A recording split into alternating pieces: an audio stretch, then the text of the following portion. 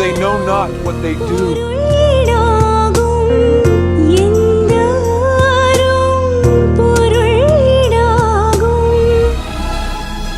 It is finished. Father, into your hands I commit my spirit.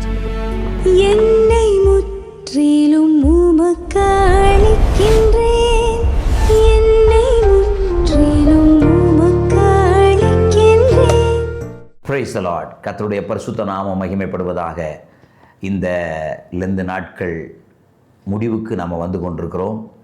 கர்த்தர் சிலுவையிலே பேசின அந்த 7 வார்த்தைகள் முழு உலகத்திலேயும் தியானிக்கக்கூடிய மகிமையான வார்த்தைகளாக இருக்கிறது.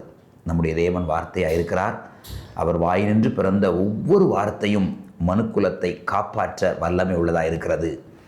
அப்படி நாம் தியானிக்க போகிற இந்த முதல் வார்த்தை லூக்கா எழுதின சுவிசேஷம் 23ஆம் அதிகாரம் 34ஆம் வசனம். பிதாவே, இவர்களை மன்னியும், தாங்கள் செய்கிறது இன்னதென்று அறியாதிருக்கிறார்கள்.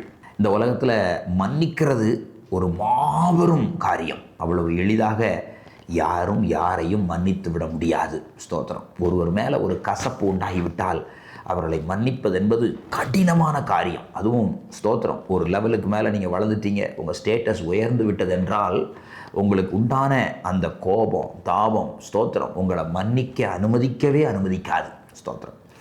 அதையும் தாண்டி ஸ்தோத்திரம், ஆவியானவர் உங்களை தொட்டபடினால சரி போகட்டும் என்று மன்னித்தாலும் ஒருவர் செய்த தவறை மறப்பது என்பது ஸ்தோத்திரம் அதனிலும் கடினமானது. ஸ்தோத்திரம். மன்னிப்பதே கடினமானது. சரி, மன்னிச்சாச்சு, ஆனாலும் அவர்கள் செய்தது என் மனதில் இருக்கிறது. நான் அவர்களை மன்னித்து விட்டேன், ஆனாலும் அவர்கள் செய்தது என் மனதில் இருக்கிறது என்று அநேகர் சொல்வதை நீங்கள் கேட்டிருப்பீர்கள். மன்னிப்பதே கடினம். அப்படியே மன்னித்தாலும் அதை மறப்பது என்பது அதை விட கடினம். ஆனால் இயேசு இந்த ரெண்டையும் தாண்டி 3வது ஒரு லெவலில் போய் ஒரு காரியத்தை செய்திருக்கிறார். அது என்ன தெரியுமா? ஸ்தோத்திரம். எவர்கள் தனக்கு தீமை செய்தார்களோ அவர்களை மன்னிக்கிறது மாத்திரமல்ல, அவர்கள் செய்ததை மறக்கிறது மாத்திரமல்ல, அவர்களுக்காகவே வேண்டுதல் செய்வது. அட்டே அப்பா, ஸ்தோத்திரம். இது அவ்வளவு எளிதாய் எந்த மனிதனாலும் செய்ய முடியாது. ஆனாலும் இயேசு ஒரு மனிதனாய் தன்னுடைய வல்லமைகள் எல்லாவற்றையும் இழந்து மனுக்குலத்தினுடைய பாவத்தை சுமக்கிறது நிமித்தம் தன்னுடைய மகிமை எல்லாவற்றையும் இழந்து சுத்த மனிதனாய் அவர் சிலுவையில் தொங்கிக் கொண்டிருக்கும் போது அவர் மன்னிக்கிறார், அவர் மறக்கிறார். அதையும் தாண்டி தனக்கு தீமை செய்தவர்களுக்காக பரிந்து மன்றாடுகிறார். ஸ்தோத்திரம். பிதாவே, இவர்களை மன்னியும், மாத்திரமல்ல தாங்கள் செய்கிறது இன்னதென்று அறியாதிருக்கிறார்கள். ஆனபடினாலே அவர்களுக்கு நன்மையை செய்துவிடும். அவர்கள் எனக்கு செய்கிற தீமைக்கு பதிலாக நீங்கள் தீமை செய்துவிட வேண்டாம் பிதாவே என்று சொல்லி இயேசு தன் பிதாவினிடத்தில் வேண்டுதல் செய்கிறவராக இருக்கிறார். நல்ல கவனிங்க. நீங்கள் மன்னிக்கிறதுனால உங்களுக்கு என்ன நன்மை உண்டாகிறது என்பதை வேதமும் சொல்லுகிறது, இன்றைக்கு இருக்கிற டாக்டர்ஸும் சொல்கிறாங்க. நீங்கள் மன்னிக்காமல் இருக்கும்போது அது எப்படிப்பட்ட விளைவுகளை உங்கள் சரீரத்தில், உங்கள் ஆத்துமாவில், உங்கள் ஆவியில் உண்டாக்குகிறது என்பதையும் மருத்துவர்கள் சொல்லுகிறார்கள். பைபிளும் நீங்கள் மன்னிக்காமல் இருக்கும்போது உங்களுக்கும் மன்னிப்பு கிடைப்பதில்லை என்று சொல்லுகிறது. மாத்திரமல்ல, நீங்கள் மன்னிக்காத போது அநேக நோய்களினால் நீங்கள் தாக்கப்படுகிறீர்கள் என்று வேதமும் சொல்லுகிறது.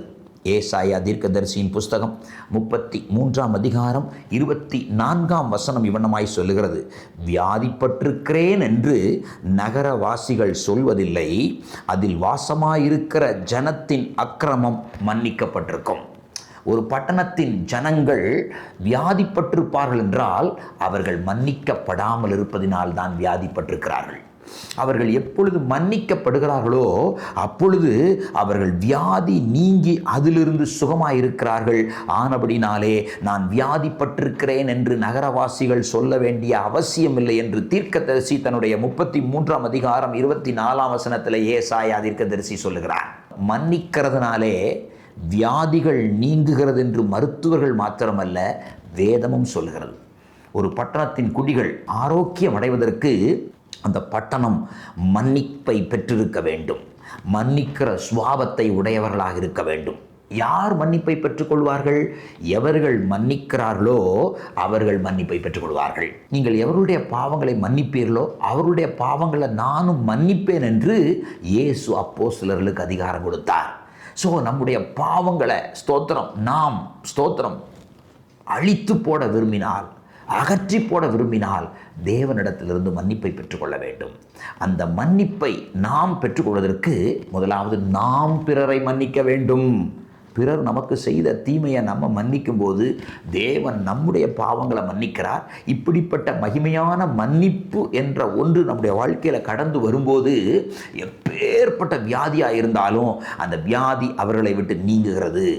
நான் ஒரு முறை கேட்ட ஞாபகம் இருக்கிறது. ஒரு மருத்துவர் இவனமாய் சொன்னார், நீங்கள் மன்னியாமல் இருக்கிறபடினால சில குரோதங்களை, சில விரோதங்களை உங்கள் இருதயத்திலேயே மாதக்கணக்கில், வருஷக்கணக்கில் வைத்து கொண்டிருக்கிறதுனால ஏறத்தாழ 200க்கு அதிகமான வியாதிகள் வருவதற்கான வாய்ப்பு இருக்கிறது என்று சொல்லி ஒரு மருத்துவர் சொல்ல நான் கேட்ட ஞாபகம். நீங்கள் மன்னிக்கிறதுனால் நீங்கள் சுகமடைகிறீர்கள் என்று மருத்துவரும் சொல்கிறார். தீர்க்கதரிசியாகிய ஏசாயாவும் வேத புஸ்தகத்தில் சொல்வாரானால் ஏன் நாம் மன்னிக்கக்கூடாது? இந்த இயேசு தன்னுடைய வாழ்க்கையில் தனக்கு தீமை செய்த மக்களை மன்னிக்கிறவராய் மாத்திரமல்ல, அதை மறந்துவிட்டு அவர்களுக்காக மன்றாடுகிற தேவனாக இருக்கிறார். பேர்பட்ட தேவனை ஆராதிக்கிற நாம் இந்த பூமிக்கு இயேசுவை வெளிப்படுத்தும்படிக்கு மன்னிப்பை காண்பிக்க வேண்டாமா? எவர்கள் மன்னிக்கிறார்களோ அவர்கள் தீர்ப்பை தேவனின் வசமாய் விட்டு விடுகிறார்கள். எவர்கள் தங்கள் வாழ்க்கையில் மன்னிக்காமல் இருக்கிறார்களோ அவர்கள் பழி வாங்க துடிக்கிறார்கள். ஒருவேளை வாய்ப்பு கிடைக்கலாம், அவர்களுடைய வாழ்நாள் முழுவதும் அப்படி பழி வாங்குவதற்கு வாய்ப்பே இல்லாமல் போகலாம். ஆனால் அந்த மன்னியாமையோ அவருடைய வாழ்க்கையில் 200க்கு அதிகமான வியாதி பலவீனங்களை கொண்டு வருகிறபடினால் கர்த்தருடைய பிள்ளைகளாகிய நாம இன்றைக்கு மன்னிப்பதற்கு நம்மை அர்ப்பணிப்போமானால், நாம் பிறரை மன்னிக்க நம்மை ஒப்பு கொடுப்போமானால், மருத்துவர்களுடைய கூற்றானாலும் ஏசாயா தீர்க்கதரிசி சொன்னபடியானாலும் நம்முடைய பாவங்களை அவர் மன்னிப்பதின் மூலமாக அநேக வியாதியிலிருந்து நாம் சுகமடைகிறோம். வியாதியிலிருந்து சுகத்தை பெற்றுக்கொள்ள விரும்புவீர்களானால் இந்த நேரத்தில் தானே உங்களுக்கு யார் மேலேயாவது கசப்பு இருக்குமானால் தேவ சமூகத்தில், ஆண்டவரே நான் அவர்களை மனப்பூர்வமாய் மன்னிக்கிறேன் என்று சொல்லுங்கள்.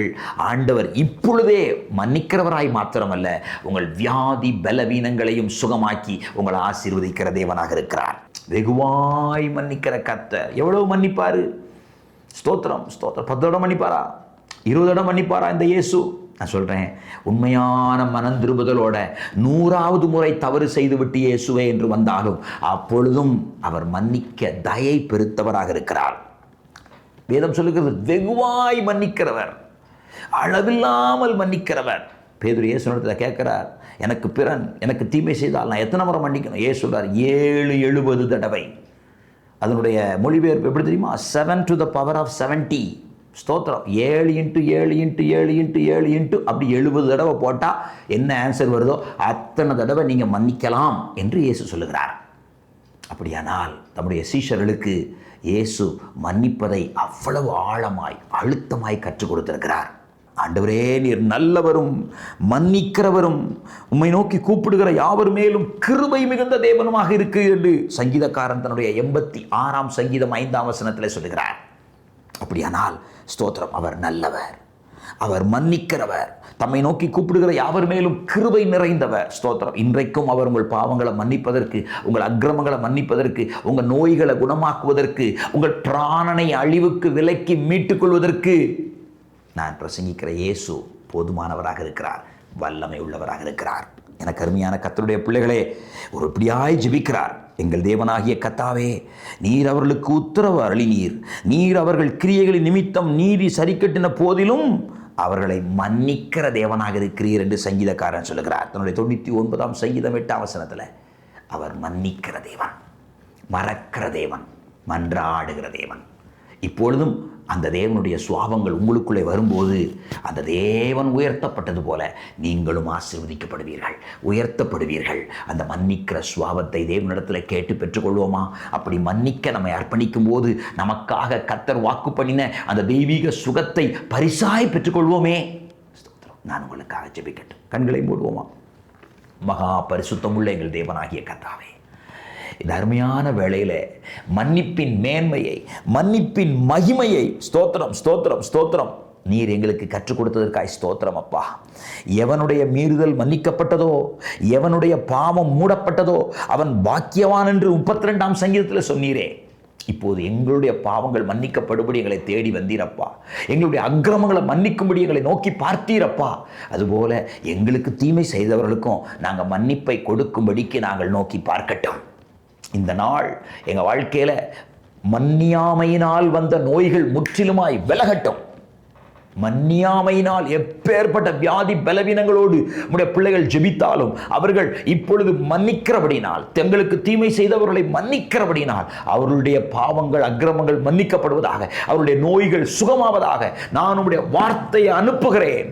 நீர் உம்முடைய வார்த்தையை அனுப்பி ஜனங்களை சுகமாக்குகிற கர்த்தர், இப்போதே உம்முடைய சுகமளிக்கிற வல்லமை உம்முடைய பிள்ளைகள் மேல இறங்குவதாக. மன்னிக்கிறதுனால் உண்டாகிற தெய்வீக சுகம் உம்முடைய பிள்ளைகள் மேல் இறங்கட்டுமே. இயேசுவின் நாமத்தில் அற்புதங்கள் நடக்கட்டும். உம்முடைய பிள்ளைகளை இதே பெனியல் டிவியில சாட்சியாய் நிறுத்துவீராக. உடைய ஜனத்தை ஆசீர்வதிங்கப்பா. நீர் வாக்கு பண்ணின அந்த மன்னிப்பை நாங்களும் நன்றியோடு பெற்றுக்கொள்கிறோம் ஆண்டவரே. எங்க வாழ்க்கையில மன்னிப்பை பெற்றுக்கொள்கிறோம். பெற்றுக்கொண்ட மன்னிப்பை மற்றவருடைய வாழ்க்கையில பகிர்ந்தளிக்கிறோம். நாங்களும் ஆசீர்வதிக்கப்படுகிறோம், மற்றவர்களும் ஆசீர்வதிக்கப்படுவதற்கு எங்களை ஒப்புக் கொடுக்கிறோம். கர்த்தர் மாத்திரம் இந்த நற்கிரியைகளின் மூலமாய் மகிமைப்படுவீராக. தகப்பன் அப்படி செய்கிறதற்காய் ஸ்தோத்திரம். உடைய ஜனத்தை ஆசீர்வதியும். இயேசு கிறிஸ்துவின் நாமத்தில் கேட்கிறோம் நல்ல பிதாவே. ஆமேன், ஆமேன், ஆமேன். பிரியமானவர்களே, இன்றைக்கு நீங்கள் பெற்றுக்கொண்ட அந்த தெய்வீக சுகம் நிரந்தரமானது. ஏனென்றால் நீங்கள் மன்னித்திருக்கிறீர்கள், அவர்கள் செய்த தீமைகளை மறந்து விட்டீர்கள், இன்றைக்கு மன்றாட ஆரம்பித்திருக்கிறீர்கள். உங்கள் வாழ்க்கையில் பரிபூர்ண நன்மையை, ஆசீர்வாதத்தை கொடுத்து உங்களை உயர்த்த இயேசு போதுமானவராக இருக்கிறார். ஆமேன். God bless you.